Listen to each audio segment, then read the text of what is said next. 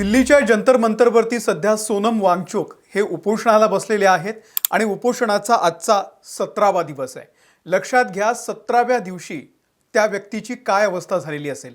हे फोटो तुम्हाला दिसतायत, अतिशय अशा पद्धतीमध्ये ते पडलेले आहेत की त्यांच्या जीवाचं कधीही बरं वाईट होऊ शकतं आणि तरीही या 17 दिवसांमध्ये सरकारचा एकही प्रतिनिधी त्यांना भेटायला आलेले नाहीये आणि त्यामुळे हे फोटो बघितल्यानंतर, हे व्हिडिओ बघितल्यानंतर आपल्या देशामध्ये जी लोक इंटेलेक्चुअल आहे, ज्या लोकांनी या देशासाठी काहीतरी केलेलं आहे, त्या लोकांच्या जीवाची कितपत पर्वा सरकारला आहे किंबहुना जनतेला सुद्धा आहे ते सुद्धा आपल्याला समजतंय।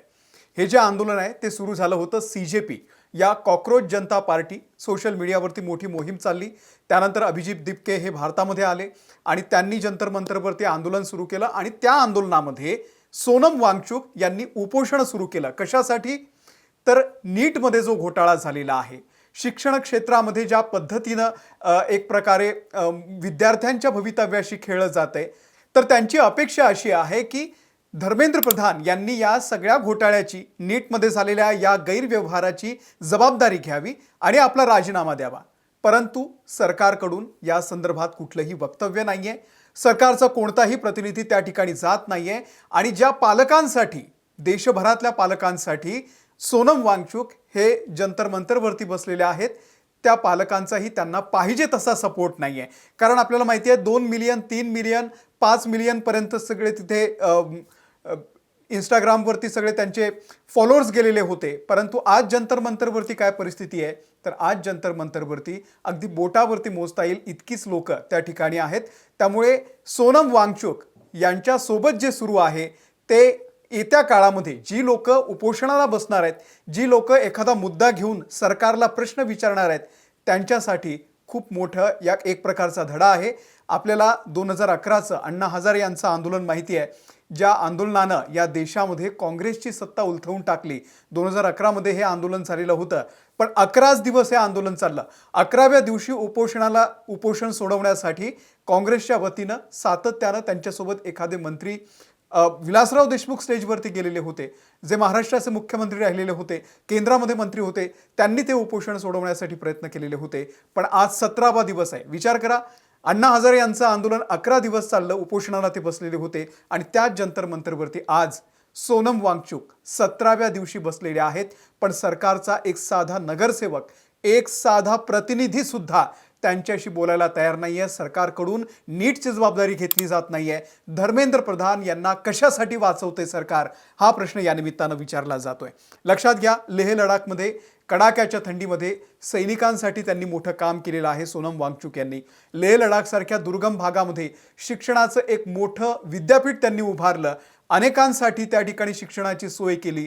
अशा पद्धतीचे एक मोठं व्यक्तिमत्व आहेत सोनम वांगचुक आणि त्या सोनम वांगचुक यांची आज काय परिस्थिती आहे, तर दिल्लीमधल्या जंतर मंतरवरती कडाक्याच्या या उन्हामध्ये, आज विचार करा जुलै ऑगस्ट हे जे दिवस आहेत ते दिल्लीमध्ये अतिशय गरमीचे असतात, उकाड्याचे असतात, त्या गरमीमध्ये तिथे ते पडलेले आहेत आणि कोणीही सरकारचा प्रतिनिधी त्या ठिकाणी येत नाहीये। सातत्यानं हे आंदोलन उधळलं कसं जाईल यासाठी प्रयत्न केले जात आहेत। हा 17वा दिवस आहे आणि अशा पद्धतीनं सोशल मीडियावरती आता एक चर्चा सुरू झालेली आहे की सोनम वांगचुक यांनी उपोषण आपलं मागे घ्यावं। पण दुसरीकडे असं सांगितलं जातंय की सोनम वांगचुक हे एकदा प्राणत्याग करतील पण आपलं उपोषण मागे घेणार नाहीत। त्यामुळे ही परिस्थिती जी आहे ती अतिशय भीषण आहे। 17वा दिवस आहे, लक्षात घ्या। मी 17वा दिवस सातत्याने यासाठी सांगतोय की 1-2 दिवस झाल्यानंतर माणसाच्या शरीरामध्ये काय होतं आपल्याला माहिती आहे। आपण 2 तास सुद्धा उपाशी राहू शकत नाही। आज 17 दिवस ते उपाशी आहेत आणि त्यांचं वजन तब्बल 10 किलोने कमी झालेलं आहे। 10 किलो वजन कमी झाल्यानंतर त्यांची प्रकृती पुढच्या काळामध्ये किती काळ तग धरेल हे सांगता येत नाहीये। 20 तारखेला संसदेवरती सीजेपीचा, आम आदमी पार्टीचा मोर्चा निघणार आहे। 20 तारखेपासून संसदेचं पावसाळी अधिवेशन सुरू होणार आहे। आपचे नेते संजय सिंग यांनी म्हटलेलं आहे की आम्ही याच मुद्द्यावरून संसद चालूच देणार नाही। परंतु अजून 20 तारीख म्हणजे अजून 5 ते 6 दिवस आहे आणि 5 ते 6 दिवस सोनम वांगचुक यांचं काय होईल हे कोणीही सांगू शकत नाही। लक्षात घ्या, आता हे जे आंदोलन आहे कशासाठी आहे, तर नीटचे पेपर फुटले। जे विद्यार्थी वर्षानुवर्ष 2-3 वर्ष नीटचा अभ्यास करतात, त्यांचे पेपर फुटतात। कशासाठी? तर जे पैसे धनदांडगे लोक आहेत, जे डॉक्टर आहेत, त्यांच्या मुलांना डॉक्टर करण्यासाठी अशा पद्धतीने हे पेपर फुटलेले आहेत. आणि या सगळ्याची लिंक, या सगळ्याची जी जबाबदारी आहे ती नीटची आहे. नीट कुणाच्या अंडर येतं तर शिक्षण क्षेत्राच्या अंडर येतं. आणि त्यामुळे शिक्षण मंत्र्यांची एक जबाबदारी आहे ना, धर्मेंद्र प्रधान यांची जबाबदारी आहे. त्यांनी याची जबाबदारी अजूनही घेतलेली नाही आहे. सरकारकडून त्या संदर्भात कुठलंही स्टेटमेंट आलेलं नाही आहे. आणि त्यामुळे त्यांना जाब विचारण्यासाठी एक प्रकारे हे आंदोलन सुरू झालेलं आहे. परंतु सोनम वांगचुक यांच्या जीवाची आता कोणालाही पर्वा राहिलेली नाही आहे, हेच या ठिकाणी दिसतंय. 59 वर्ष आहे त्यांचं. आणि या 59व्या वर्षी 17 दिवस ते उपोषणाला बसलेले आहेत.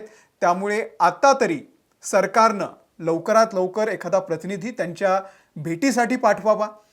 किमान त्यांना हे आश्वासन द्यावं की बाबा तुमची ज्या काही मागण्या आहेत त्यावरती आम्ही विश्वास ठेवू, त्यावरती आम्ही विचार करू आणि योग्य तो निर्णय घेऊ, एवढं आश्वासन तरी द्या. पण ते सुद्धा आश्वासन सरकारकडून दिलं जात नाहीये. आणि दिलं जात नाहीये याचा अर्थ म्हणजे कोणी जातच नाहीये तिथे भेटायला. तर ही मोठी शोकांतिका आहे की त्या आंदोलनकर्त्यांशी कोणीही भेटत नाहीये. मुख्य माध्यमं जी आहेत ती सुद्धा यामध्ये फार हिरिरीनं ते सगळं कव्हर करत नाहीये. अण्णांचं आंदोलन हे मीडियानं किती मोठ्या प्रमाणावरती उचलून धरलेलं होतं, पण या आंदोलनामध्ये परिस्थिती जरा वेगळी आहे आणि त्याची कारणं आपल्या सगळ्यांना माहिती आहे.